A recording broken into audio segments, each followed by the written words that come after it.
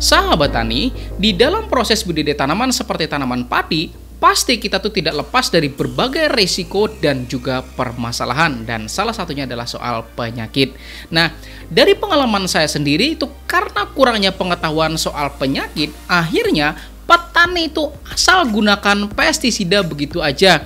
Padahal belum tentu yang ia gunakan itu tepat buat mengendalikan dan juga mengobati tanaman yang sedang terserang penyakit gitu ya sahabat tani. Untuk itu, pada video kali ini bersama saya Rizali Ansar dari channel Penyuluh Pertanian Lapangan bakal memberikan penyuluhan tentang penyebab, gejala, dan juga pengobatan penyakit kresek atau hawar daun bakteri pada tanaman padi. Jadi tonton sampai habis ya sahabat tani, insya Allah bermanfaat. Mari kita intro dulu. Bim!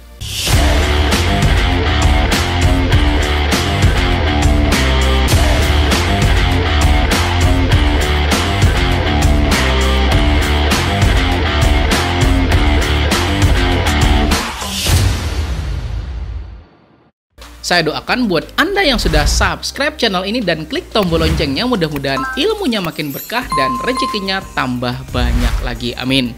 Sahabat tani, pernah nggak Anda lihat tanaman padi mengalami gejala kayak begini? Nah, kalau Anda menemukan gejala yang kayak begini, artinya tanaman padi tersebut terkena hawar daun bakteri atau biasa disebut dengan kresek. Penyakit hawar daun bakteri ini itu karena adanya bakteri Xanthomonas, dan gejala tanaman kena hawar daun akibat bakteri Xanthomonas ini itu tuh dimulai dari tepi daun berwarna oranye keabu-abuan dan pada akhirnya daun menjadi kering. Lalu bagian kering ini tuh bakalan semakin meluas ke arah tulang daun sampai seluruh daun bakalan jadi mengering. Dan Anda tahu nggak, serangan penyakit yang diakibatkan oleh bakteri Xanthomonas ini itu dapat loh terjadi pada saat masa vegetatif tanaman dan juga masa generatif yang bakal mengakibatkan kerusakan pada tanaman kita, bahkan sampai bisa menurunkan hasil produksi sampai 30% loh ya sahabat tani. Bahkan kemungkinan terburuknya adalah ketika terjadi intensitas serangan yang berat, itu dapat loh mengakibatkan terjadinya busuk gitu ya sahabat tani. Nah, mari kita bahas bersama kenapa kok bisa penyakit ini menyebar.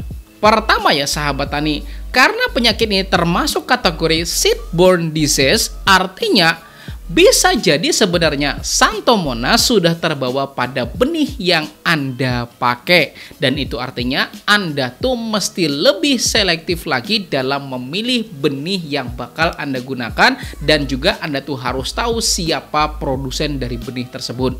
Dan saran saya, gunakanlah benih yang memang tahan terhadap penyakit hawar daun bakteri ini. Dan buat Anda yang kepengen tahu varietas apa sih yang tahan gitu ya sahabat tani, maka link jurnalnya udah saya taruhkan pada kolom deskripsi video ini. Siapa tahu Anda mau baca, silahkan download gitu ya sahabat tani, oke? Kemudian penyebab yang kedua yaitu soal kondisi lingkungannya yang basah.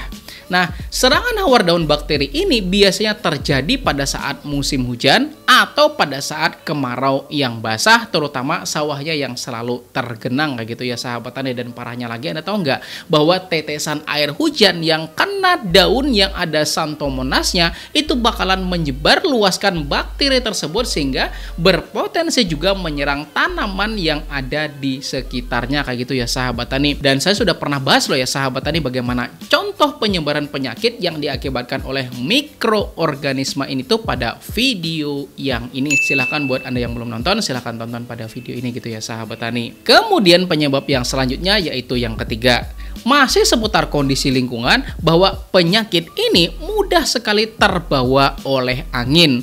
Artinya nih ya sahabat tani, kalau nih tetangga Anda ada yang kena penyakit ini di tanamannya kayak gitu ya sahabat tani, artinya tanaman Anda juga harus segera diproteksi atau diberikan perlindungan. Dan apa saja sih pestisida buat perlindungannya, maka insya Allah bakal saya jelaskan pada akhir video ini gitu ya sahabat tani, makanya tonton sampai habis, oke? Dan kita lanjut pada penyebab yang nomor 4. Kemudian penyebab yang nomor 4, dan ini tuh soal perilaku kita sendiri gitu ya sahabat tani. Apa? Soal pemupukan nitrogen yang berlebihan kayak gitu ya sahabat tani. Dan ini saya bilang sangat-sangat fatal. Ini sudah pernah saya bahas loh ya sahabat tani pada video yang ini, bahwa pemupukan nitrogen yang berlebihan memang betul gitu ya sahabat tani bakalan membuat daun tanaman Anda tuh hijau begitu. Tetapi konsekuensinya gini deh, misal nih sebelah rumah Anda misalnya bakar-bakaran ikan, kecium nggak aromanya sampai ke tempat Anda? Dan kayak begitu tuh kira-kira bikin Anda lapar nggak ya sahabat tani? Lapar kan? Nah begitu juga loh ya sahabat tani sama hama dan juga penyakit. Nah hama dan penyakit itu lebih sering menyerang tanaman yang kadar nitrogennya itu tinggi di dalam tubuh tanaman itu sendiri. Itu sebabnya ya sahabat tani pemupukan urea itu jangan sampai berlebihan ya sahabat tani. Apalagi Anda tuh sampai mencampur urea sama pupuk yang ada kandungan nitrogennya itu tuh parah ya sahabat tani. Jadi saran saya ikutilah rekomendasi pemupukan nitrogen yang ada di tempat Anda atau ikutilah rekomendasi dari penyuluh pertanian lapangan di tempat Anda kayak gitu ya sahabat tani, karena sama mereka pasti ada rekomendasinya gitu, oke? Atau buat Anda yang memiliki yang namanya BWD atau bagan warna daun yang bentuknya tuh kayak gini ya sahabat tani. Nah, tinggal ukur aja kehijauan daun tanaman Anda tuh masuk pada kategori yang mana. Misal kategori yang ini kah misalnya, atau yang ini, atau yang ini. Sehingga Anda tuh jadi tahu mesti seberapa banyakkah pemberian urea selanjutnya pada tanaman padi Anda kayak gitu ya sahabat tani. Dan penyebab penyebaran yang kelima yaitu masih seputar perilaku petani juga, yaitu ketidaktahuannya mesti mengendalikan dengan apa penyakit yang kayak gini gitu ya sahabat tani. Saya bicara begini karena memang terjadi di tempat saya loh ya sahabat tani. Jadi sebulan yang lalu saya udah pernah bicara loh sama teman-teman di sini. Saya bilang awas kena hawar daun bakteri, saya bilang. Coba deh Anda dengerin baik-baik. Namanya apa?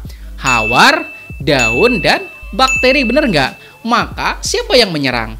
Hama, jamur, apa bakteri? Bakteri kan ya sahabat tani. Maka pasti bakalan salah besar ketika kita menggunakan insektisida buat pengendaliannya. Nah, mari saya jelasin dikit ya sahabat tani soal pestisida. Dan buat Anda yang mau banyak penjelasannya silahkan tonton pada video yang ini ya sahabat tani. Jadi pestisida itu ada herbisida, kemudian ada insektisida, rodentisida, ada juga fungisida, dan ada juga bakterisida, serta sida-sida yang lain. Nah, herbisida itu buat apa coba? Rumput ya sahabat tani, benar? Kemudian insektisida buat apa? Hama ya sahabat tani. Kemudian rodentisida itu buat apa? Ayo buat apa? Tikus ya sahabat tani, termasuk tikus-tikus yang sering nyolong duit rakyat itu paling pas dikasih rodentisida, benar? Yes! Kemudian fungisida itu buat apa coba? Jamur ya sahabat tani. Dan bakterisida itu buat apa? Bakteri, bener nggak ya sahabat tani?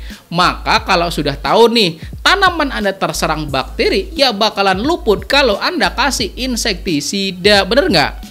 Tanamanku kok tetap kayak gini ya, padahal udah dikasih Virtaco.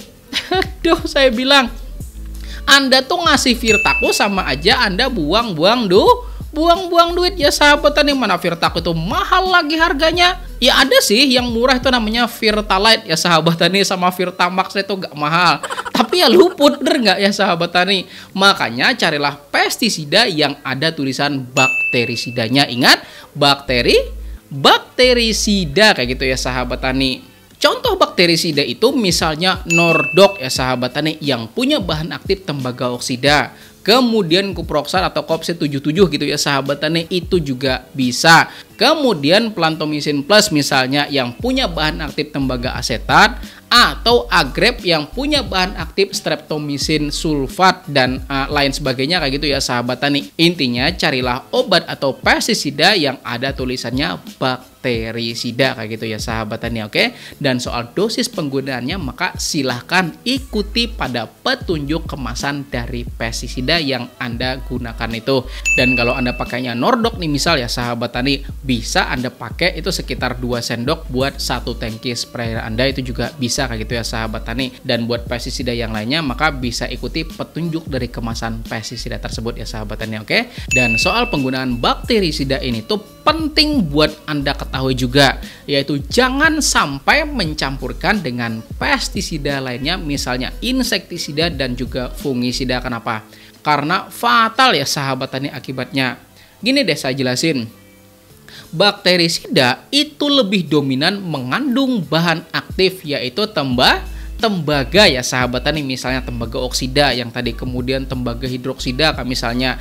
Dan Anda tahu nggak bahwa yang namanya tembaga itu pH-nya tinggi gitu ya sahabat tani. Dan sudah pernah saya jelasin juga pada video yang ini bahwa insektisida maupun fungisida itu bakalan mengalami yang namanya hidrolisis, atau sederhananya adalah pengurangan dari kekuatan pestisida tersebut ketika pH larutan aplikasinya itu terlalu tinggi gitu ya sahabat tani. Maka saran saya kalau Anda mau mengaplikasikan jenis bakterisida terutama yang berbahan aktif tembaga itu tersendiri aja kayak gitu ya sahabat tani, oke? Dan saran saya mintalah buatkan grup WA sama PPL Anda ya sahabat tani, sehingga Anda tuh dapat dengan mudah kalau misalnya Anda mau konsultasi atau buat Anda yang punya permasalahan di lapangan, maka cukup jebret kayak gitu ya sahabat tani foto barangnya, kemudian kirim ke grup WA Anda, maka permasalahan Anda langsung bisa diketahui sama PPL Anda ya sahabat tani, seperti grup kami di sini yang kayak gini. Dan mohon maaf ya sahabat tani, grup ini tuh khusus buat teman-teman kami di sini aja kayak gitu ya sahabat tani, oke? Dan itu tadi penjelasan soal penyakit hawar daun bakteri atau biasa disebut dengan kresek pada tanaman padi, dan mudah-mudahan bermanfaat. Dan buat yang belum klik tombol jempol dan juga subscribe-nya ya sahabat tani, maka silahkan klik dulu jempolnya dan juga subscribe juga. Insya Allah channel ini bakalan menyuguhkan tayangan-tayangan yang bermanfaat buat kita semuanya kayak gitu ya sahabat tani. Saya Rizal Ansar, terima kasih sudah nonton sampai habis. Saya akhiri, wassalamualaikum warahmatullahi wabarakatuh.